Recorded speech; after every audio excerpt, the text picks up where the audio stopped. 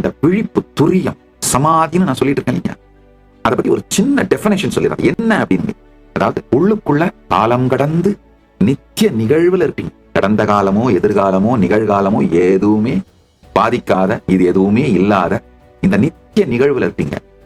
வெளியில நீங்க உபயோகப்படுத்துற இந்த மனம், உடல், இதை வச்சு செயல்படுறது எப்படின்னு பண்ணுவீங்கன்னா, ஒவ்வொரு வினாடியும் உங்கள் வாழ்க்கை என்பதை புரிந்து செயல்படுவீங்க.